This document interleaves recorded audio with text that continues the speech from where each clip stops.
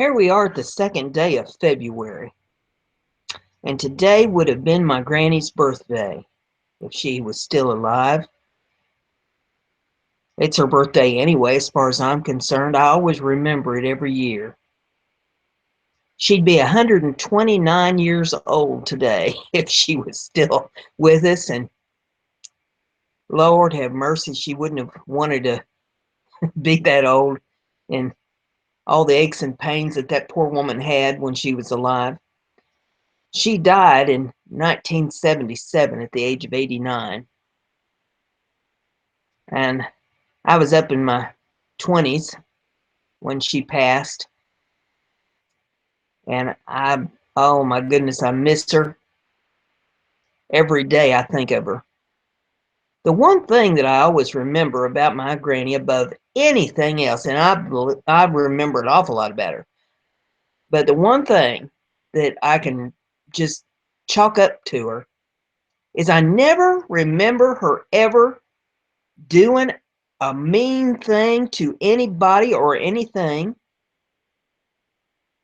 And she never had anything bad to say about folks.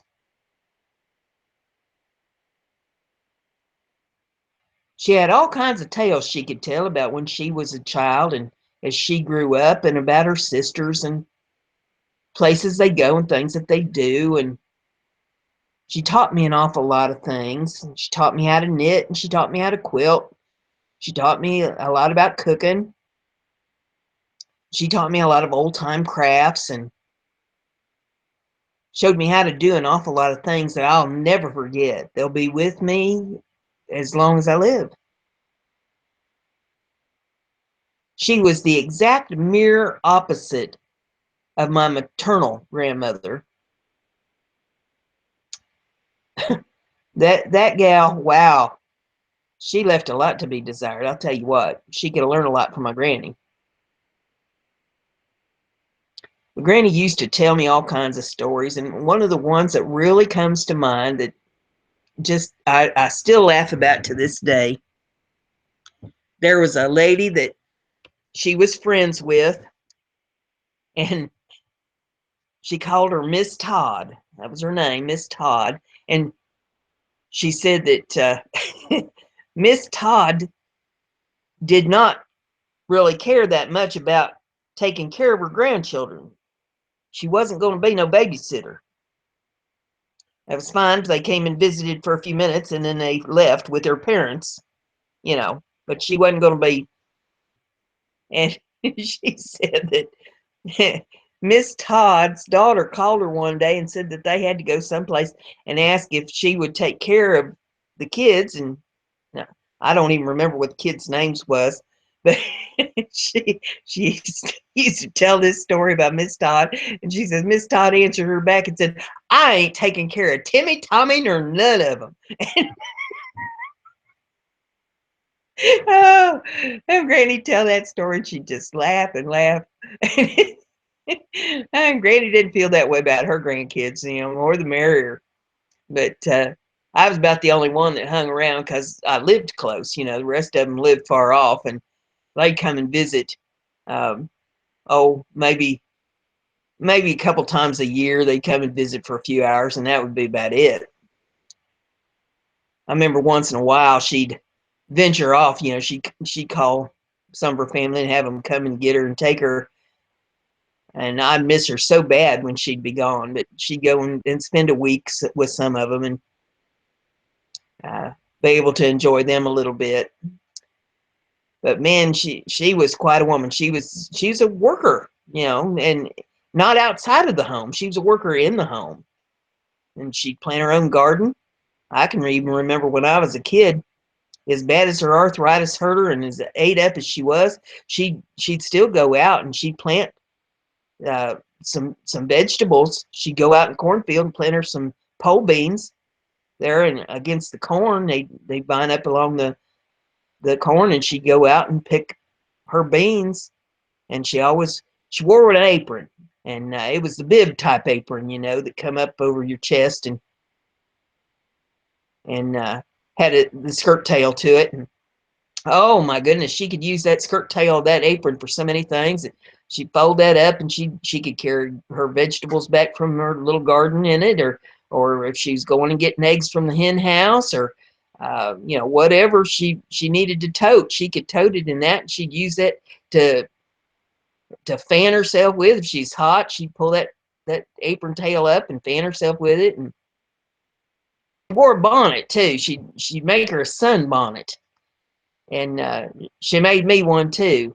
And they were pretty little bonnets. She'd make it out of flowered material, and that way, if you was working in the garden, it'd shade your neck so that you didn't get a sunburn on your neck, and had a kind of a bill to the front of it, that shield your face so that you didn't get all sunburned.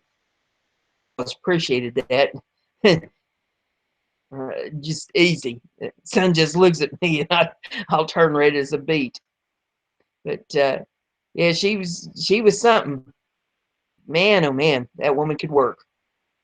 She never drove a car. Never one day in her life did she ever drive a car. Drove a Studebaker. He passed away when I was 6 years old, though. So after that, she never drove. She always depended on my mom, or somebody to take her to town. She had to go to the doctor or the grocery store or whatever she needed to do. We used to go to the grocery store every Saturday morning, and I'd tote her groceries for her, help her get her stuff around the store, and help her get it out to the car and put in, and then I'd get it from the car into the house for her. And I used to help her with chores and stuff there around her house, and I can always remember she had a cement front porch and floor to it, and she always wanted to keep that porch floor painted. And so about every year I'd have to paint that porch floor for her, scrub it down with our brush, and then wash it off real good and let it dry, and then have to go out and paint it for her, keep the porch floor looking pretty.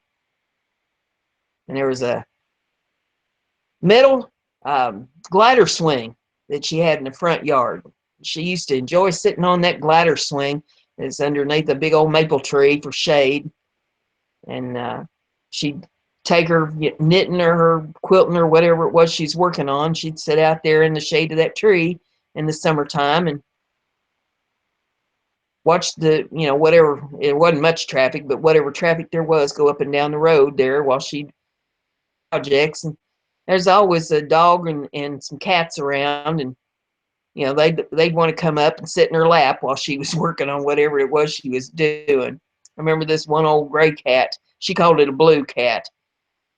It was a long-haired cat, and it used to like to sit up in the windows of the kitchen, and she'd run it out of there. She'd say, "Oh, I can't keep that window clean for that old cat." Gets up there and models it up. She'd call it modeling up the window, where it would lick at the window or wet and smear up the window. I can remember that she usually had her some kind, whether it was a canary or a parakeet or something. And every parakeet she ever owned was named Snooky. And Snooky the bird, didn't matter what color it was, or whether it was a male or a female, its name was Snooky. I can't remember if she ever named her canaries or not.